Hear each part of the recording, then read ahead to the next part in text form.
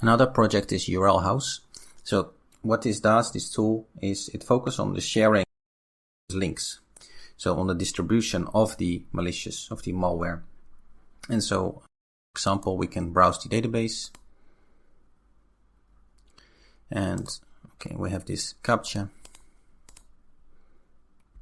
And this is a platform for sharing malicious links.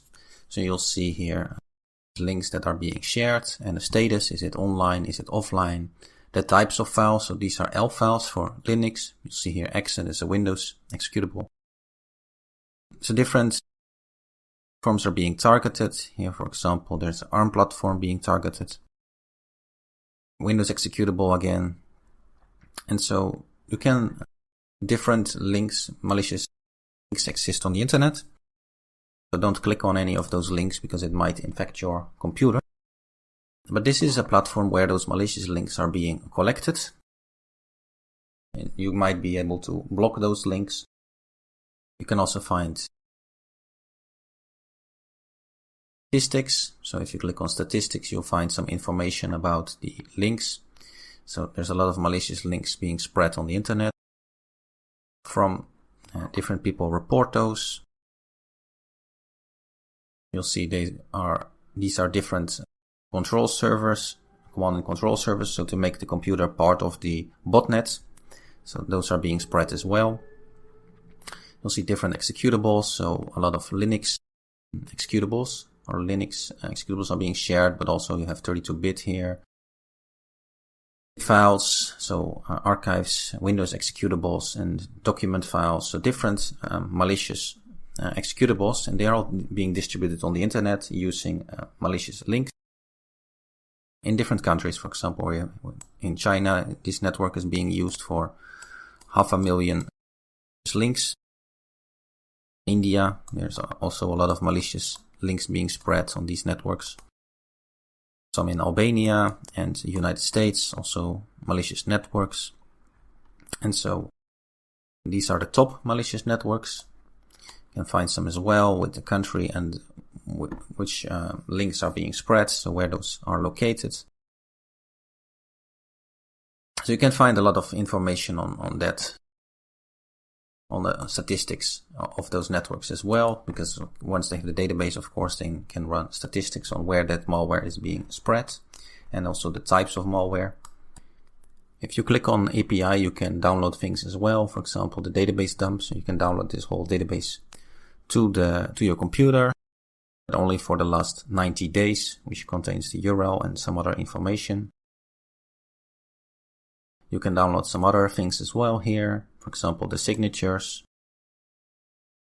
or the collected payloads, whichever information. So you can use this to increase your computer security as well. Maybe blocking those links in your network possible, or adding them to your antivirus AV, or if you use that antivirus scanner, the free antivirus scanner. So you can download the search for ClamAV. So ClamAV is a free antivirus software. You see here, antivirus. You can get it from clamav.net. It can detect Trojans, virus, malware, and other threats. So if you click on download, you can download it for Windows, Linux, Mac, and so on. So it's just an example firewall. And what you could do is then to download those signatures into the firewall. And that way the firewall can then detect all these types of malware. So every antivirus software works with a database, and you can add this to the database to automatically update the possible viruses it can detect.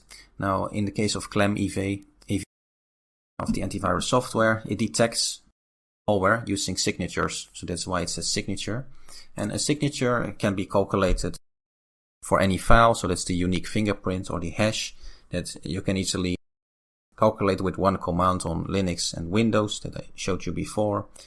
So on Linux, that was SSH256sum that then calculates the fingerprint. And that's what ClamAV does behind the scenes. For every file, it checks the fingerprints. You can also submit your own URL. So if you go to this web interface and you know any malicious page, any malicious URL, you can submit it here. Now in the browse section you can search for specific file type as well. So maybe software that is being spread Windows, so file type :exe. And you get specific Windows executables that are malicious and being spread on the internet. You see all kind of executables, so by file type :exe. Now keep in mind that many ways that a computer can be infected. It's not just programs, it can be documents as well. So we can type file type, for example, doc, and search. You can find, okay, in this case that is not being spread, so maybe XLSX. Well, we can search by file type. So for example, we can search for Linux file type, elf, search, and whichever, and you can in that way search for specific threads also by type.